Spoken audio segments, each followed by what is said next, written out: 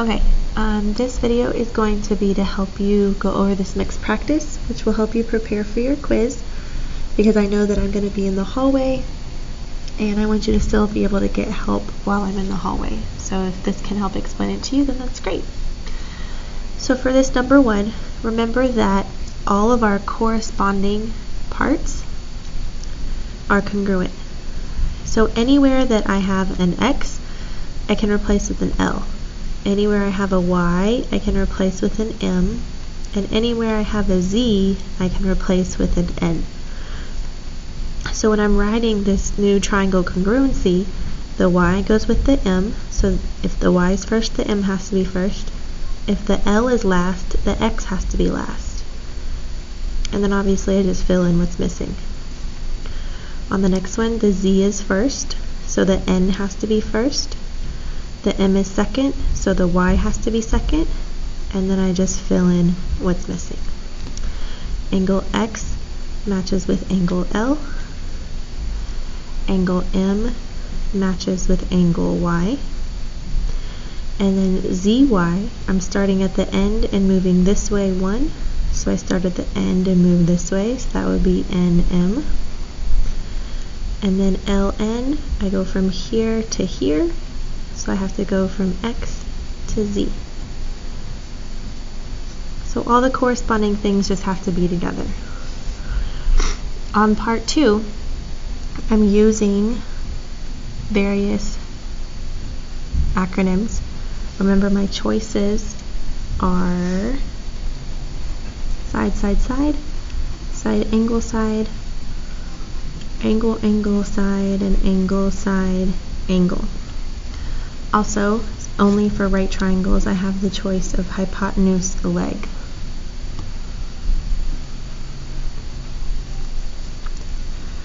So, starting with letter A, I have the 3 sides marked congruent, so that's SSS.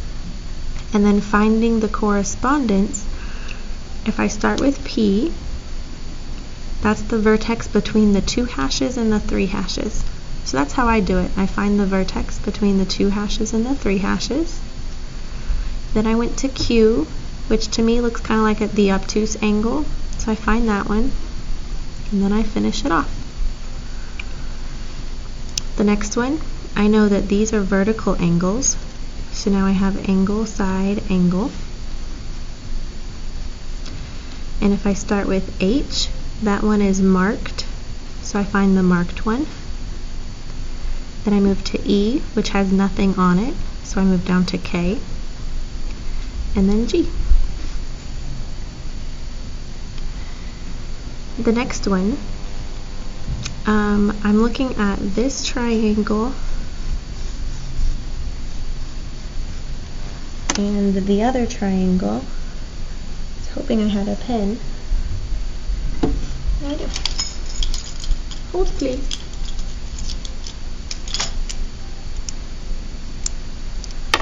And this triangle.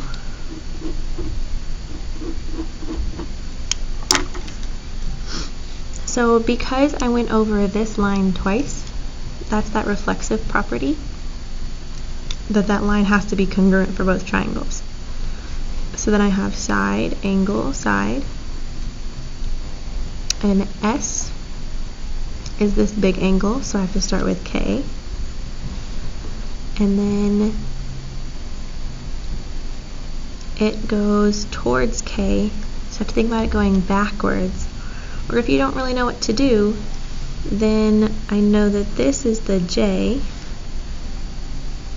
so that has to be the C, so the only thing left is the S. Letter D, I know these have to be vertical angles, and so I have angle, angle, side.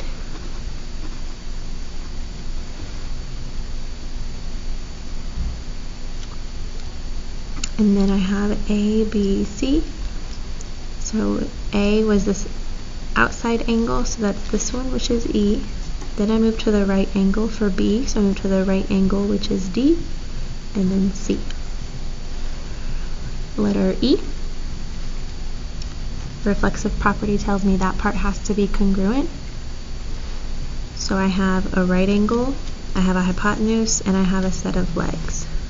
So that's HL. And if I start at G, that's this base angle M. E goes up to the point, and A is the right angle. Letter F. Triangle GAT.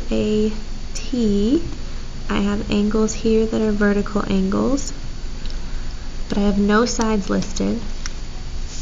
From my choices here, I have to have some sides somewhere.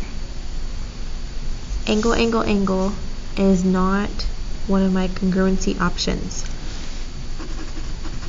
So I cannot prove that these two triangles are congruent.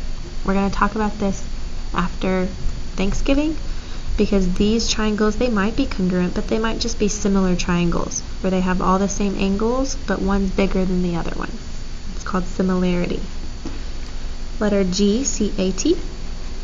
I have those two sides together for the reflexive property.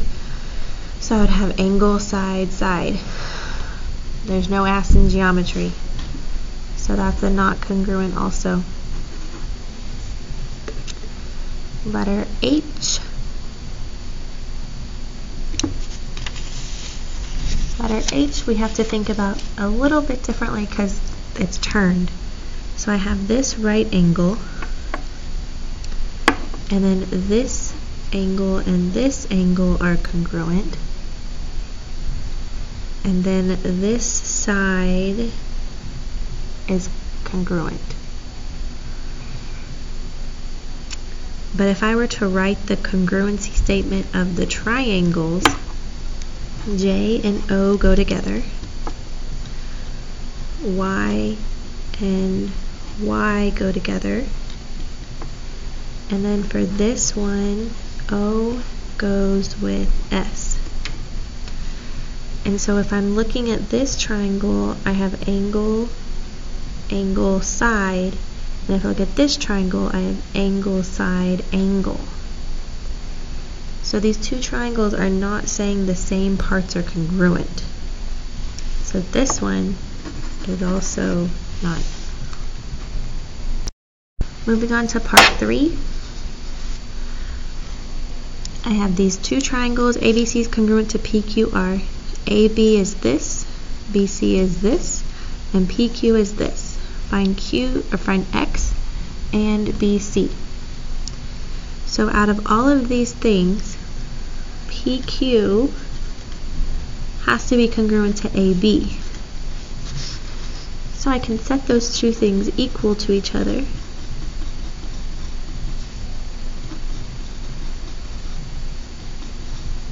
And I can use my calculator, find where those are equal to each other, and get X equals 2. And then to find BC, I have to replace my X with 2 in both places to find BC. And you'll get your own answer. I don't have to tell you. Number 4. So number 4, I'm going to move this a little bit. Let's see. Number 4, we have to state the next logical conclusion that follows and support our conclusion with the appropriate reason. So if I have angle A and angle B, and those are congruent to each other, and then angle A is congruent to angle C, these two are also congruent to each other. So my next statement would be angle C is congruent to angle B, and that's the transitive property.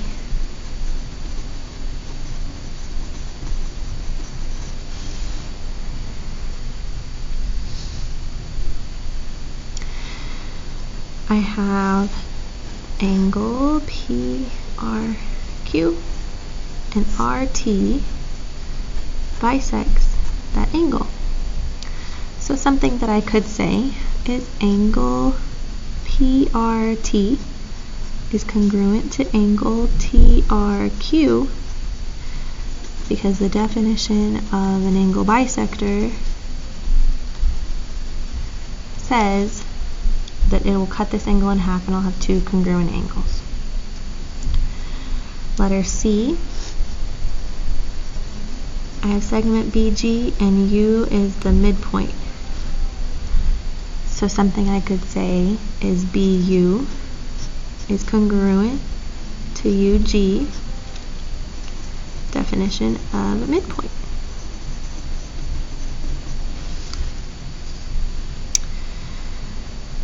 Letter D, I didn't give you much space for your picture because letter E's picture took up some space. My fault. So on letter D, I have ABC as an equilateral triangle. ABC. So I could say all kinds of things. I could say angle A is congruent to angle B is congruent to angle C. Definition of equilateral triangle. You could talk about the segments being equal. You could talk about the perpendicular bisector is the same as a median, is the same as a perpendicular bisector. You could talk about that this angle bisector, and then write the angle bisector things, all kinds of stuff about an equilateral triangle. Given AC is parallel to BD, some kind of statement. So I'm going to look at this line as a transversal and say that 3 and 7 are congruent, because if parallel lines are cut by a transversal,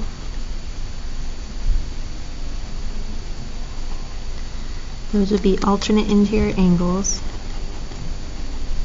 Oops, right in the space. Alternate interior angles are congruent. You could talk about any of those relationships though inside this triangle. Inside this parallelogram with this diagram. There's so many different relationships that you could list down about any of these angles involved and still be right. It's up to you. Given angle 1 and 2 are vertical angles, I could say angle 1 is congruent to angle 2. Definition of vertical angles.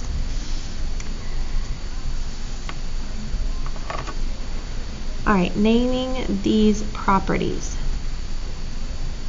being illustrated in each one.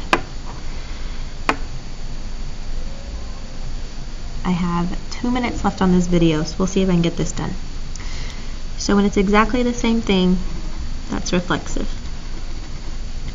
To get from here to here, I added 16 to both sides to get the 36. So that's addition.